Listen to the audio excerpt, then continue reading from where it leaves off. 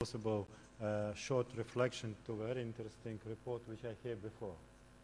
When you go to some country, for instance to Afghanistan or to Iraq, and we go back, it's 1,000 times more dangerous than not to go at all. And very soon it will be clear for everybody, for my great pity, but it's really so, believe me. When I'll start my report, the demand for global instability was the cost of an honest answer to key questions. The cost of such an answer is national security. That's why it's so important that we get honest answers to key questions. But getting such answers is very difficult. Much stands in our way. First of all, political correctness. Everyone wants to be politically correct, me too, as anyone else. But if we must pay for political correctness with poor national security, then I personally refuse to pay such price. Let's pay those who want to pay such a price. But maybe there are some who do not want to pay such a price. And maybe such experts can unite and inform their peoples and decision-making centers. Maybe this will influence the destructive processes taking place.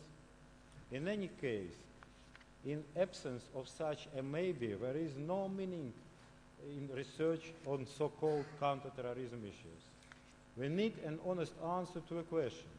Who needs this instability? And does anybody need it at all? It may be a politically incorrect answer, but we need this answer. What does content analysis of politically correct text tell us if we eliminate all beautiful words and expressions? When it looks like this. Oh, stability. Who needs it? Everyone or almost everyone. Who does not need stability in the Middle East, for example? We are all working for it, but we have different approaches. But if we manage to coordinate these approaches, when we will achieve stability. What's instability? Who needs it? Nobody needs it. Everyone in the world wants stability. Instability arises by chance or because of somebody's stupidity. Well, maybe there are certain bad guys who support the axis of evil and who want instability. But they only want this because they have been upset by someone or because they live in darkness and ignorance. But they are very few in number, and so it is a fight of many who support stability against a weak few who are against stability. That means that we will definitely win. We just have to be more intelligent and more compliant. I must make one very important reservation here. When a politician at an official event says he needs stability here and here and here and here and everywhere, it's normal. The great Talleyrand once said that man has been given a tongue in order to hide his thoughts. By man, of course, the great diplomat meant a diplomat. Let the diplomats use their tongues, their language to hide their ideas. I repeat, that's normal. But the expert, scientist, must not cover sense by using words. It's very dangerous for morality, science, and national security. So, who really needs instability? I will start with a very simple example. You are at war with your enemy. You obviously have no interest in stability on your enemy's territory.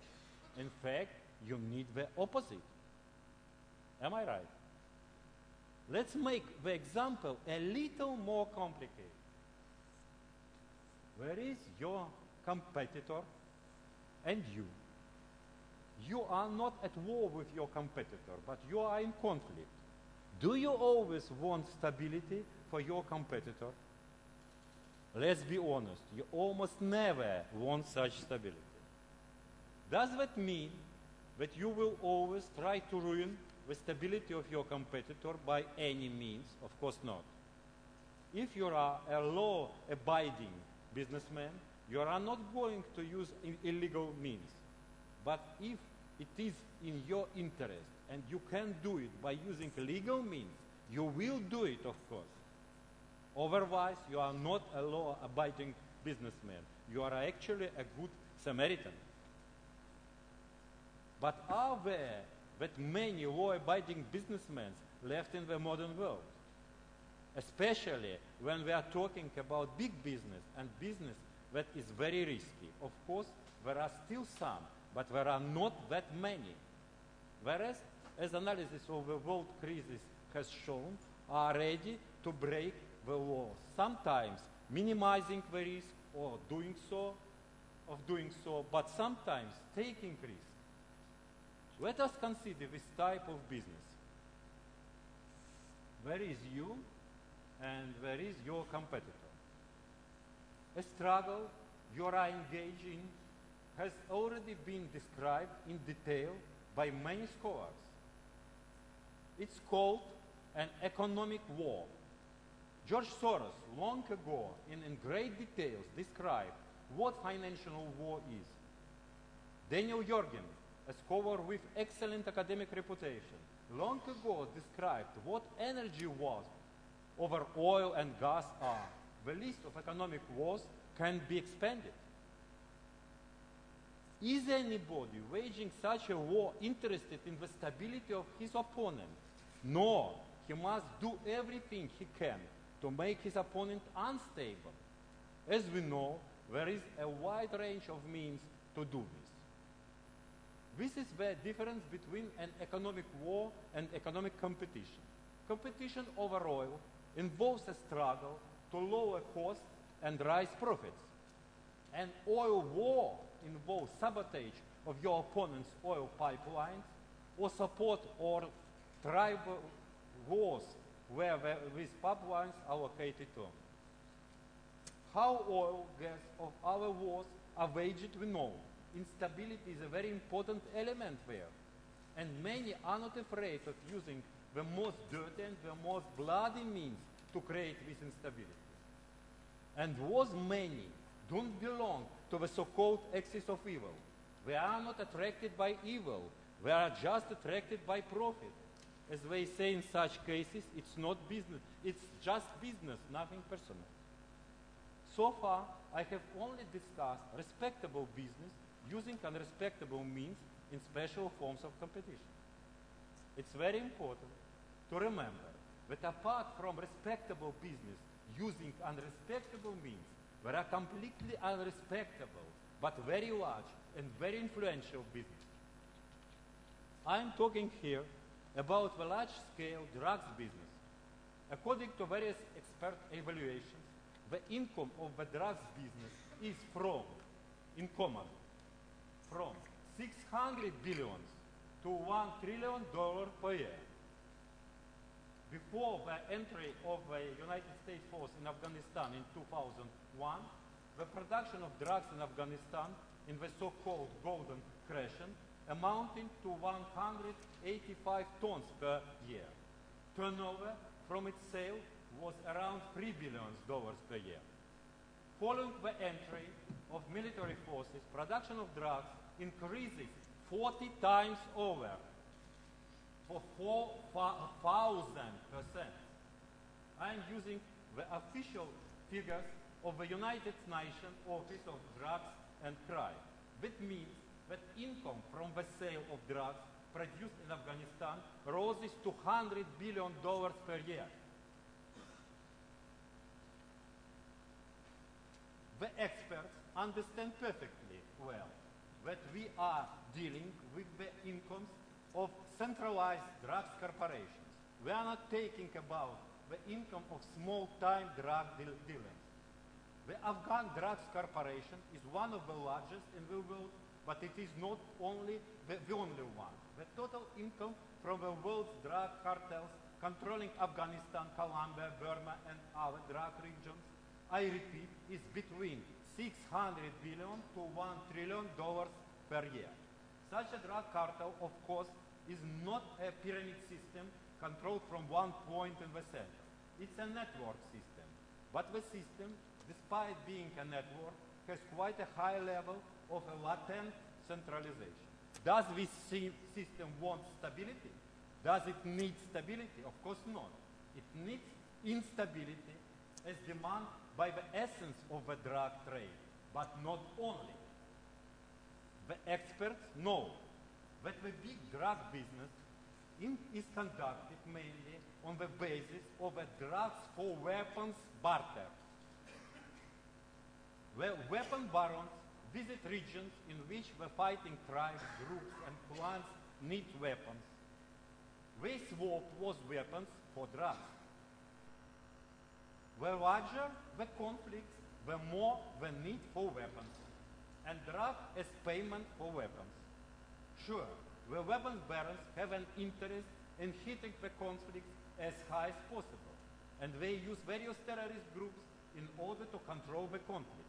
Thus, there is a direct interest among the drug and weapon barons in the development of instability. Apart from that, there is also a drug weapon terrorist demand for instability. We understand perfectly well that the subject of this demand are the consortiums which, to a great extent, are linked with certain elite security services clans. It's not national interests that play a key role here. It's the interest of such clans, clans that are more and more becoming transnational. As we can see, the demand for stability is huge. This is because not only do the drug arms terrorist consortiums receive such incomes, they also invest the money they receive in various spheres, including spheres which are directly or indirectly linked to politics. Many experts believe that money from such structures played an important role during the world crisis. And finally, there is the biggest, although latent, source of the demand for instability. Here I just put it in line with the other sources. A new world order, or better say, new world orders, founded on the dominance of one country, of so-called concert of leading world powers, the phrase of Roosevelt, has for many years been discussed by experts. Some are scared that the possibility of the formation of such new world orders, others believe that only on that basis can world catastrophe be avoided. The new development is the discussion of new world disorder, also known as manageable chaos. The idea of manageable chaos is very simple. If you cannot manage order, but want to manage, then you can manage disorder. In fact, you manage others while you are the best, the most attractive, the most successful. If others begin to develop, then you have two options. First is to start developing even faster. Then you will keep your appeal. And despite the fact that others are developing, you will continue to manage them. But that's if you can develop faster. But if you cannot develop faster and even begin to slow down, then your only hope is to stop the development of those others. Only then you can continue managing them. In this situation, you develop a natural and very strong demand for instability and for forces that created the instability. Let's say that this instability is provided by radical Islam, which is hostile to you. If you need this instability very badly, then despite of this fact, you will try to befriend and manage it. Because the main task for you in this situation is to create instability in the countries developing faster than you, to hold back their development and to reverse it. And radical Islam does not frighten you, because it is not no impulse towards development in it. Its ideal is not development. Its ideal is new Middle Ages. To become a friend of radical Islam in 2010, after you fought it for 9 years, is possible, but only by providing it with new opportunities in certain regions. In the Middle East, for example, and you can only provide such opportunities by betraying somebody. You have no other possibility. And it's easy to imagine who will be betrayed. If somebody wants to make again friendship with radical Islam. Thus, Russia may be ready to discuss scenarios for a new world order, but is not ready to discuss a scenario for manageable chaos, because Russia is afraid that this manageable chaos will also be created on its territory, but not only on its territory. First and foremost, it will be created in the Middle East. Thus, there is 4 classes of subjects whose interest is global and regional instability. The first one, looking for military or political destabilization of their opponents. The second one, conventional business structures engaged in non-conventional competition, so-called economic war. The third one, non-conventional business structures, drugs, weapons, terrorists, and others. Fourth class of instability, of subjects who are interested in instability, whose interest is manageable chaos. Thus, instability is the result of combination of very serious forces. It can only be overcome if we understand its nature and oppose it with something comparable. As long as we speak that terrorists are small groups and there is no interest of instability, we will never fight, we will be never victory against terrorism. Never. We must understand the real genesis of this phenomena, and then we can have the real instruments to struggle with it, and we will win. Thank you for your attention.